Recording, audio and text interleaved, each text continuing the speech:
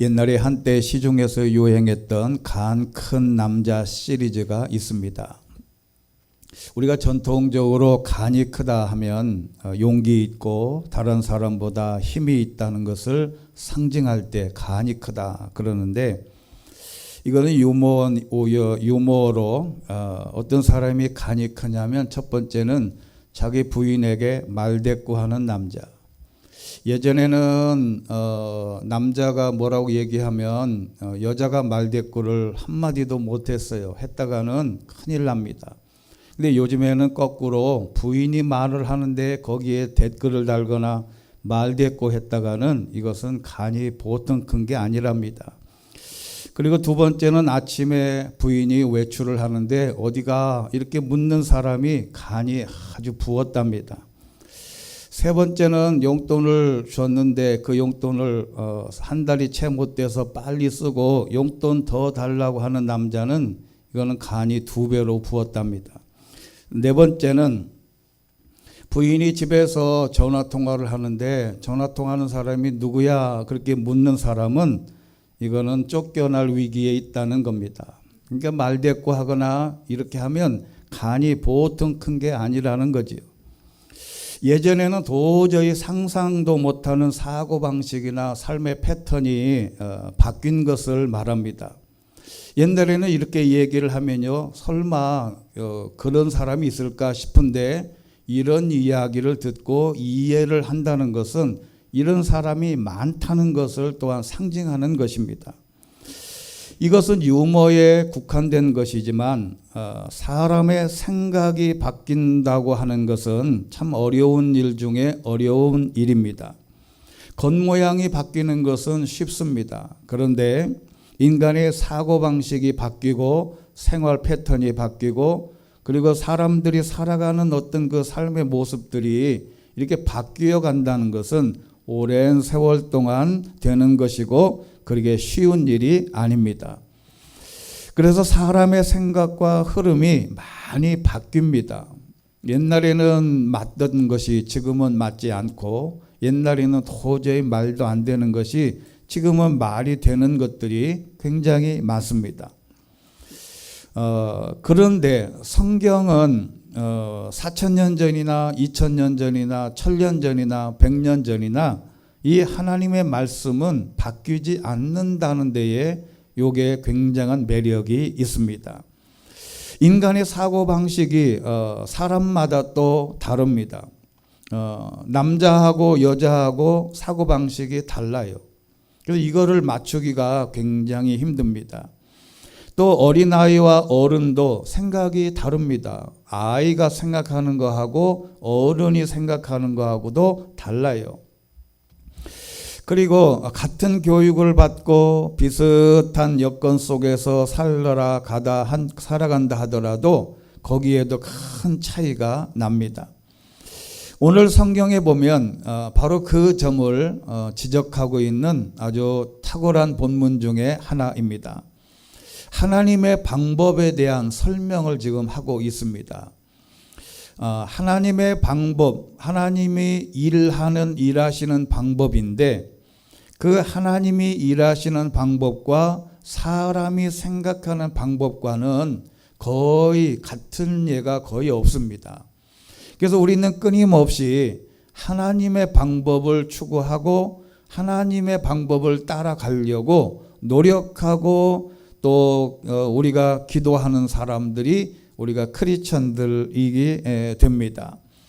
오늘 여호수아 6장은 가나안 땅에 상주하고 있는 7 족속이 이미 430년 동안 애굽에 나가 살다 보니까 이미 7족속이 이미 가나안 땅을 이제 점령해 왔습니다.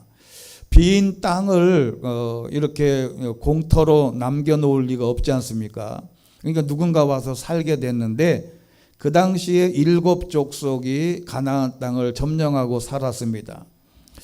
그 7 족속 중에 첫 번째 전쟁, 첫 번째 성을 정복해야 되는데 그 성이 여리고 성입니다.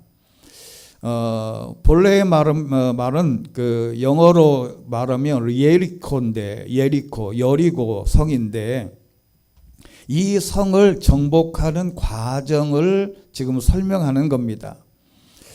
우리가 북한에서 6.25 전쟁 때 주일날 새벽에 전쟁이 일어났지 않습니까? 이번에 이제 쳐들어와서 철원에 있는 백마고지라고 하는 395m 정도밖에 안 되는 산이 있어요. 근데 이 산을 북한군이 정복하기 위해서 12번의 전투를 벌였다고 합니다. 그러니까 12번을 공격을 한 거예요. 그랬는데 395m밖에 안 되는 산을 정복하기 위해서 12번을 전투를 했는데 다 북한군이 졌어요.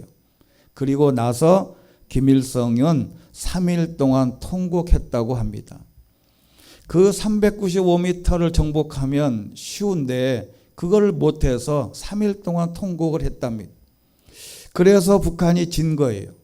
왜 그러냐면 그게 아주 전쟁통에서는 요충지입니다. 바로 그 여리고성이 그와 같은 역할을 하는 곳이에요. 그 여리고성을 점령하지 못하면 나머지 6개의 족속은 거의 불가능합니다.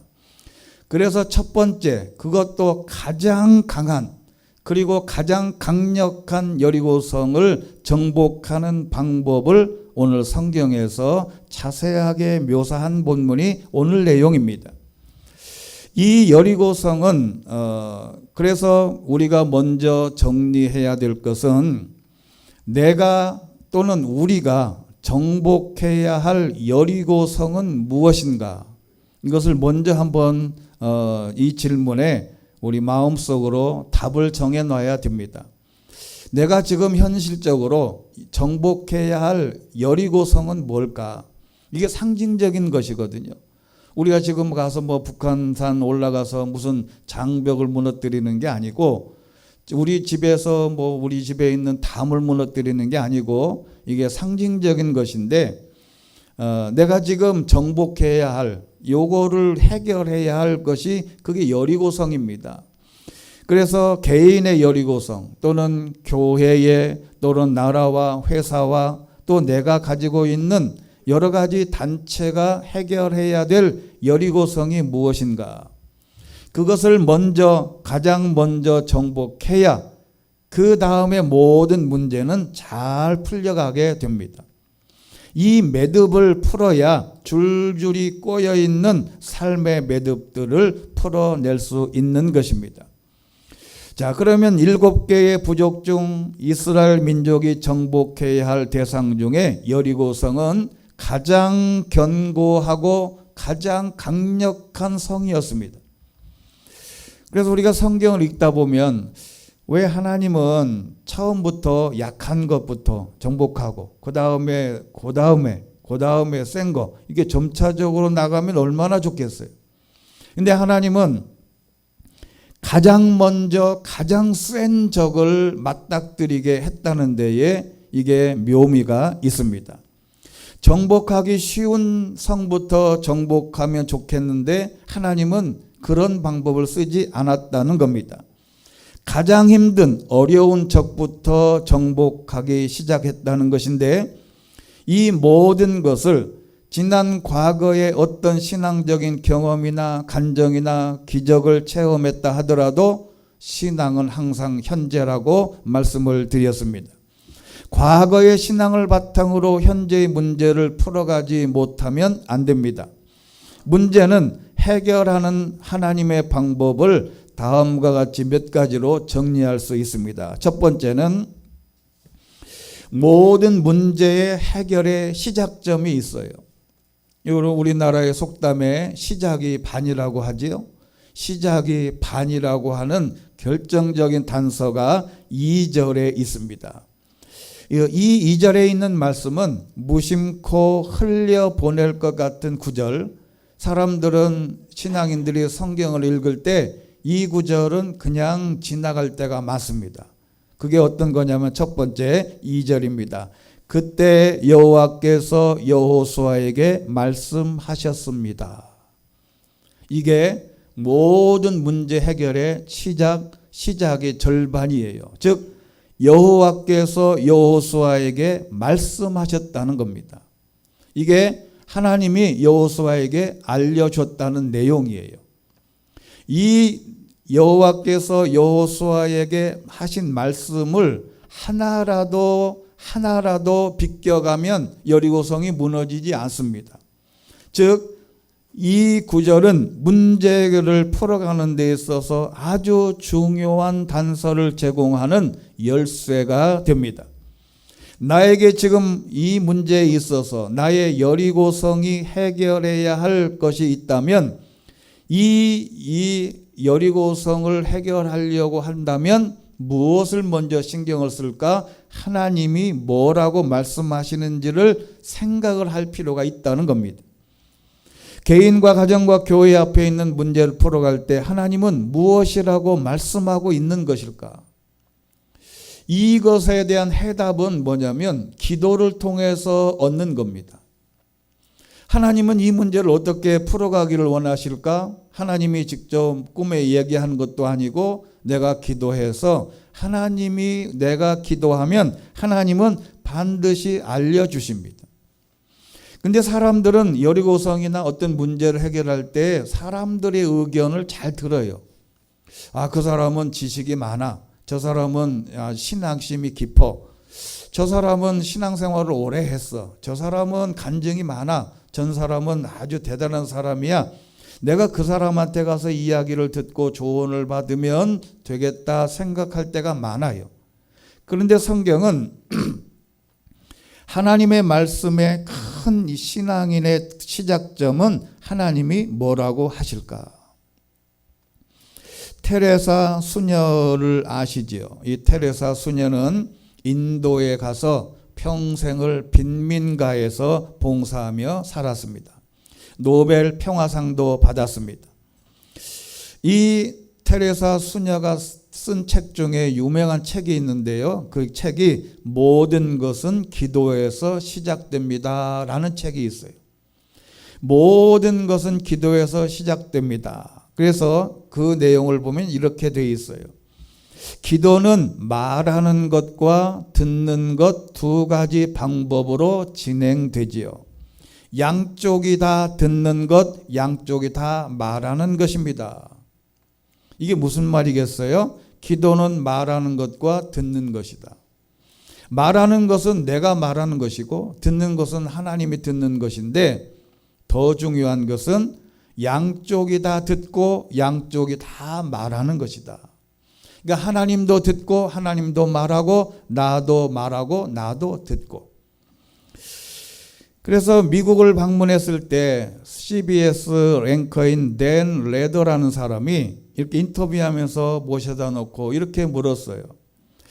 이분이 모든 시작은 기도라고 하는데 이 앵커가 이렇게 물었습니다. 테레사 수녀님, 기도를 그렇게 하시라고 하는데 대개 기도를 하나님께 뭐라고 기도하십니까? 그랬어요. 이게 보통 사람들은 뭐 빈민을 도와주기 위해서 뭐 돈을 뭐 후원자들을 뭐 이렇게 여러 가지 내용이 있겠지 않습니까? 그런데 이분이 테레사 수녀가 조용히 이렇게 얘기했습니다. 하나님께 뭐라고 기도하십니까? 그랬더니 딱 한 단어로 그냥 듣지요 그랬습니다. 그러면 앵커가 그 다음 질문 예상하시죠? 그럼 하나님이 뭐라고 말씀하십니까? 물어봤어요. 그랬더니 이 테레사 수녀가 살살 웃으면서 또 이렇게 얘기했습니다. 그분도 들으신답니다. 그래서 말이 안 되죠. 자기가 기도할 때 뭐라고 기도하냐 그랬더니 하나님이 얘기하는 걸 듣는다 그래 놓고 그럼 하나님이 뭐라고 얘기하냐 그랬더니 하나님도 듣는다 이렇게 얘기한 거예요. 여러분 우리가 기도할 때 우리가 구할 것만 열심히 구하고 내가 기도할 것만 열심히 기도해 놓고 끝날 때가 많습니다. 어떤 사람이 농담으로 그럴 때가 있어요. 한국의 사람들이 한국 기독교인들이 기도를 너무 열심히 한다. 칭찬할 만하고 대단하다. 새벽기도, 심야기도에 매번 열심히 통성으로 기도한다. 그런데 기도만 해놓고 하나님이 뭐라고 얘기하려고 하면 다 집에 간대. 여러분 부모들을 만나서 부모님한테 이거 필요하고 저거 필요하고 혹시나 뭐 이게 돈이 있으면 또 얼마 좀 빌려달라 아니면 뭘 해달라 이렇게 얘기를 해놓고 실컷 얘기해놓고 아버지가 그러면 내가 말하려고 그러는데 안녕히 계세요 하고 집에 가는 것과 비슷하다 이 말이에요. 그래서 많은 기도의 학자들이 생각하는 건 뭐냐면 1시간을 기도했으면 1시간 정도는 들어야 된다는 거예요. 내가 하나님 앞에 1시간을 기도해놓고 하나님 앞에 듣고 5분을 기도했으면 5분 동안 하나님이 뭐라고 하실까? 그때의 성경 말씀이 기억나기도 하고 어떤 경험이 기억나기도 하고 실제로 하나님의 음성이 들려지기도 하고 그 다음에 어떤 사람이 충고한 이야기가 들려지기도 하면서 그 문제에 대한 해답이 들려올 때가 많다는 거예요. 그런데 이것이 안 되는 이유가 뭐냐면 제가 신대원 다닐 때쯤에 한참 옛날인데 후안 까를로스라고 하는 남미에 있는 목사님이신데 이분이 제자입니까? 라고 하는 책을 냈어요. 이 책이 정말 우리나라 기독교 역사에 있어서 제가 보기에는 가장 많이 팔렸던 책 같아요. 근데 이 첫 장을 열어보면 무슨 얘기가 있냐면 우리가 마태, 마가, 누가, 요한 이것을 사복음이라고 하는데 우리에게는 제5복음이 있대요. 그건 뭐냐면 내가복음이라는 거예요. 내가복음. 마태, 마가, 누가, 요한을 해서 워드플레이로 이게 말을 바꾸어가지고 내가복음이 있다는 겁니다. 모든 사람들에게는 하나님의 말씀보다 내가복음이 더 많아요. 그 내가복음이 뭐냐면 내 생각, 내 의견, 내 경험, 내 판단. 내가 경험한 바로는 여리고성은 절대로 무너지지를 않습니다. 두께만 2m인데 이게 내 생각, 내 경험, 내 인생의 모든 걸 다 경험을 통틀어 봐서 생각을 해보면 이 성은 무너질 리가 없어요. 그것 때문에 하나님의 말씀을 못 듣습니다. 그런데 여호수아는 하나님의 말씀을 듣고 그대로 백성들에게 전달했다는 겁니다. 그리고 그래서 두 번째, 그렇게 하나님의 말씀을 들어보면 내가 복음 때문에 내 생각, 내 경험 맞지 않을 때가 터무니없을 때가 있어요. 내가 하나님의 음성을 듣고 결정을 했는데 하나님의 음성이라고 들려온 그 음성을 분석을 해보면 내 생각과는 전혀 다르다는 거죠. 마치 베드로에게 배 오른편에 그물을 던져라. 베드로의 경험상으로는 말도 안 되는 일이었습니다. 밤새도록 그물질을 했고 거기에는 고기가 없는 장소인데 그물을 던져라. 그 도저히 이해할 수 없는 내용이었어요. 여리고성을 무너뜨리는 방법을 군대를 조직하고 사다리를 만들고 무슨 안시성 영화처럼 무슨 계단을 만들어서 점령을 하고 화살을 만들고 지하를 파고 이렇게 해서 무너뜨리는 방법을 알려줬다면 모든 사람들이 오케이 그랬겠죠. 근데 하나님이 알려준 방법은 6일 동안 그저 한 바퀴씩 돌다가 마지막 날 7바퀴 돌고 그리고 함성을 냈다 질러라. 그러면 두께만 2m가 넘는 상이 여리고성이 무너진다 그랬단 말이죠. 이 방법을 생각을 하면 웃음밖에 나오질 않아요. 이게 헛들었나? 하나님이 이런 이야기를 하시나? 그런데 이런 이 하나님의 방법은 단순한 게 진리입니다. 여러분 사람들을 만나서 이게 사기치는 사람들의 이야기를 들어보면요. 사기치는 사람들의 특징이 있답니다. 그게 뭐냐면 말이 많아요. 여러분 말이 많게 자꾸 설명을 하려고 그러면 이게 비진리에 가깝거든요. 진리는 단순합니다. 하나님의 말씀은 어려운 게 없어요. 배 오른편에 그물을 던져라. 그러면 던지면 되지. 이게 복잡한 게 없다고요.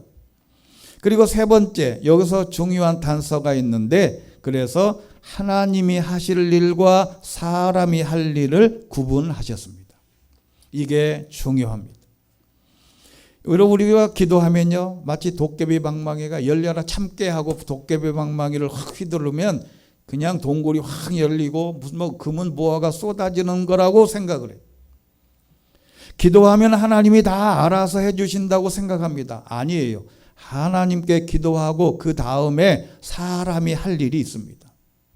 그 사람이 할 일이 뭐냐면 3절이에요. 모든 군인들은 그 성을 둘러싸라. 그 성을 한 번씩 돌아라. 6일 동안 그렇게 해라.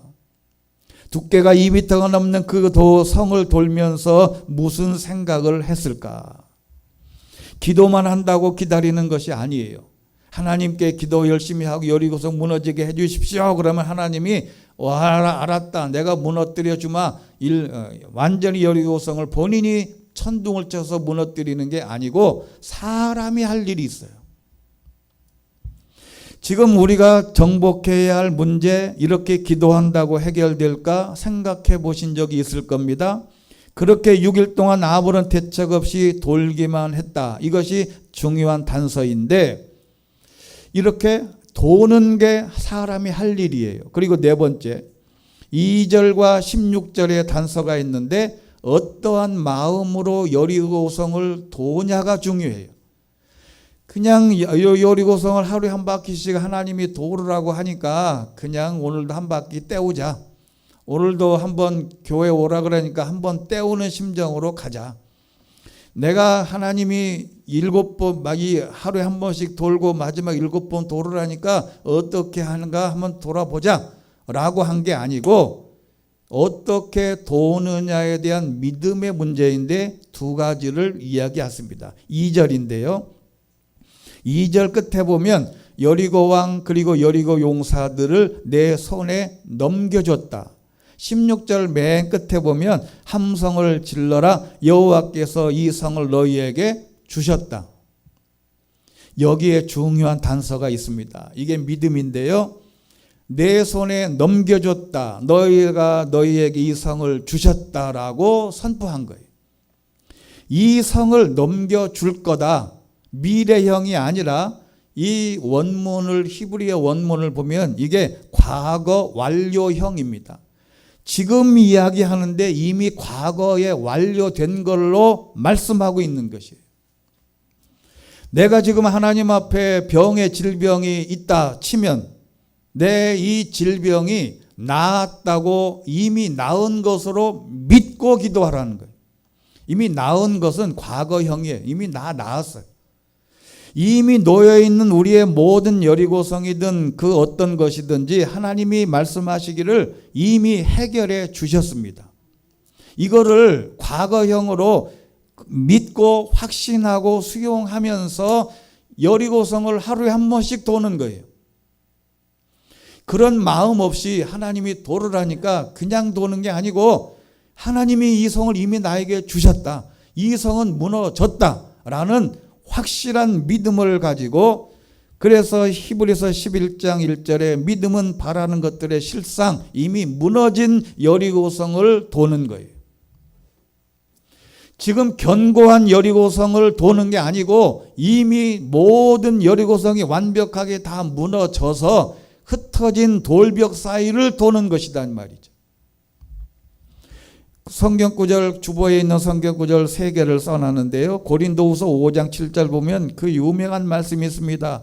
우리는 믿음으로 행하고 보는 것으로 행하지 않습니다. 눈에 보이는 것은 여리고성이 견고합니다. 그런데 그 성을 돌 때는 믿음으로 행하고 믿음으로 도는 거지, 보는 것으로 보면 안 무너지지요. 그것을 믿음으로 그것을 받아들이는 자세, 이것이 진짜 믿음인 줄로 믿습니다. 히브리서 11장 30절 그래서 이렇게 말합니다. 믿음으로, by faith, 믿음으로 이스라엘 백성이 7일 동안 여리고성을 돌자 그 성벽이 무너져 내렸습니다. 기본이 뭐냐면 믿음이에요. 이 믿음을 가지고 매일 한 바퀴씩 도는 겁니다. 마지막 7바퀴를 도는 때도 이런 초인적인 능력과 하나님의 말씀을 믿고 이미 무너진 줄로 믿고 도는 것, 이것이 하나님께서 우리에게 주시는 믿음의 시작이에요.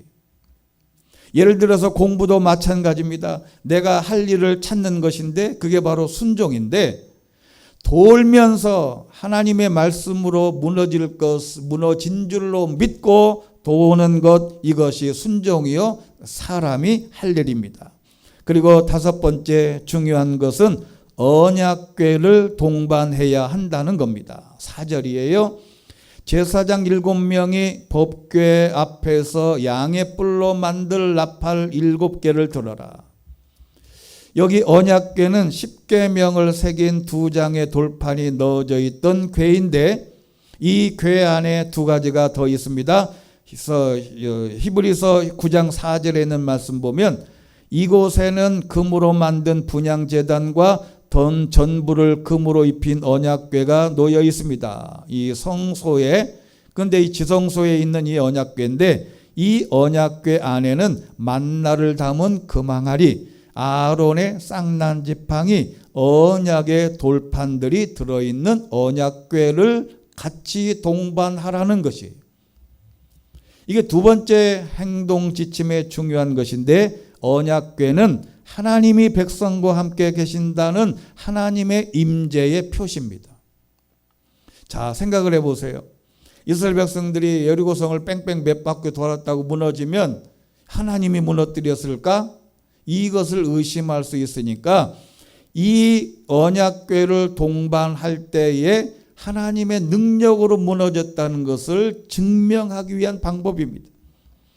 이 언약궤는 여러 곳에서 사용했어요. 요단강을 건널 때도 언약궤를 동반했고, 블레셋과의 첫 번째 전쟁할 때도 언약궤를 동반했고, 이 언약궤가 빼앗겼을 때는 이스라엘이 패했어요. 이 언약궤가 오벤에돔의 집에 3일 동안 얼마 동안 머물러 있을 때도 그 오벤에돔 집에 복을 주었듯이, 이 언약궤는 율법책, 즉 창세기, 출애굽기, 레위기, 민수기, 신명기 하나님의 말씀이 들어있고, 아까 말씀은 이미 얘기했고, 두 번째는 만나입니다. 자, 그러면 여러분, 만나를 우리가 생각을 해보면 만나는 금방 다 하루만 지나면 썩었죠. 그래서 하루에 하루치만 거두라 그랬잖아요. 그런데 이 만나를 그 언약궤 안에 넣어놓은 이유는 뭐냐면, 40년 동안 먹이신 기적의 양식 만나는 우리의 삶에서 하나님은 일용할 양식을 먹여주시고 또 먹이신다고 하는 확신한 개념, 이 개념을 고백하라는 의미입니다. 그리고 두 번째는 아론의 쌍난 지팡이인데, 이 아론의 쌍난 지팡이의 유래를 설명하면 좀 길어지는데, 이게 이제 12개 지파의 지팡이를 모아다 놓고 이제 제사장을 임명하는 과정에서 12개의 지팡이를 다 모아놨는데 아론의 지팡이에서만 싹이 났다 하는 의미예요. 이게 무슨 얘기냐면, 아론의 쌍난 지팡이는 제사장으로 선택받았다는 겁니다. 즉 우미 돋고 순이 나고 꽃이 피어서 살구 열매가 열린 이 아론의 지팡이는 선택의 의미가 있어요. 그래서 이걸 요약을 하면 이런 것입니다. 언약궤 안에는 세 가지 기본이 있는데, 하나님의 말씀과 하나님은 나를 끝까지 일용할 양식을 주시고 먹이신다는 만나와, 그리고 하나님께 선택받은 하나님의 백성이라는 것을 잊지 말라는 거예요. 이 세 가지를 마음에 새기고 동반하고 하나님의 일을 진행하면 모든 여리고의 문제가 해결되는 줄로 믿습니다. 그리고 여섯 번째 10절인데 희한한 말씀이 있어요. 너희는 외치지 말고 소리도 내지 말라. 입 밖에도 아무 말도 내지 말고 내가 외치라고 명령하는 날에 외쳐라 그랬는데, 여기서 아무 소리 내지 말고 도르라는 거예요. 여러분 생각을 해보세요. 수만 명의 백성들이 여리고성을 도는데 아무 소리 없이 도는 거예요. 근데 왜 그랬을까? 좀 옆에 있는 사람 경상도 말로 입하고도 하고 좀 몇 마디 얘기도 하고 도란도란 얘기도 하면서 돌면 얼마나 재미있겠어요. 근데 돌 때 한 바퀴 돌 때 마지막 7바퀴 돌 때까지 한마디도 말을 하지 말라는 거예요. 그 왜 말하지 마라 그랬을까? 여기에 비밀이 있습니다. 그게 뭐냐면 부정적인 소리를 낼까 봐 입을 닫으라는 거예요. 차라리 용기 주고 힘을 주고 잘 될 거야. 잘할 수 있어. 이 모든 거 다 지나가. 금방이야. 네 질병 아무것도 아니야. 라고만 말할 것 같지요, 사람들이. 그렇지 않습니다. 여러분 생각을 해보세요. 주변을 돌면서 야, 이 돈다고 이게 너무 이게 두께만 2m인데 이 높이가 이게 무너질까? 야, 하나님 그 여호수아가 이상한 거 아니야? 이게 돈다고 이게 무너져? 이게 진짜 가짜일까? 자기들끼리 소곤소곤대며 큰 소리를 못 하겠지. 교회 다니고 신앙생활 한다면서. 그러니까 아무도 말하지 마라. 이 말은 부정적인 소리를 내지 마라. 어디든지 아이들한테나 어디든지 부정적인 소리를 내려면은 차라리 입을 닫고 있으란 말이에요. 그런데 7번째가 중요합니다. 7번째 나팔을 불고 제사장들이 나팔을 불며 마지막 7바퀴를 마지막 날에 돌았을 때 여호수아가 백성들에게 말했습니다. 함성을 질러라. 여호와께서 이 성을 너희에게 주셨다. 그때에 일주일 동안 돌면서 한마디도 안 했던 백성들이 한꺼번에 함성을 질렀어요. 이건 뭐냐면 같은 소리를 내는 것이 중요하다.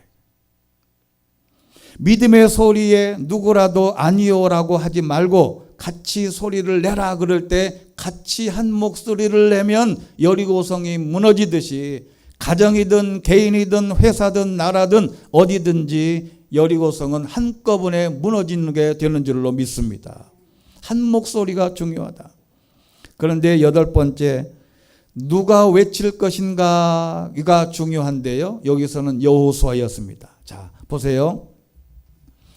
여호수아가 지도자였습니다. 그런데 가정에서도 여호수아와 같이 하는 역할을 감당하는 신앙의 지도자가 있습니다. 믿음의 소리, 앞장서서 함성을 지르라고 신호를 보낼 사람이 중요하다. 믿음을 소유한 신앙인이 앞장서서 외치자, 앞장서서 소리를 내자라고 앞장서서 무엇인가 선동하는, 말하자면 하나님의 말씀으로 나아가자고 함께 격려하는 사람이 필요하다는 것이죠. 여호수아와 같은 믿음을 가진 지도자가 신앙인이 외치자 그럴 때 외치는 것이 하나님의 놀라운 역사, 그 외치는 역사가 저와 여러분에게도 있게 되기를 주의 이름으로 축원합니다. 어디든지 가서 외치는 사람이 중요해요.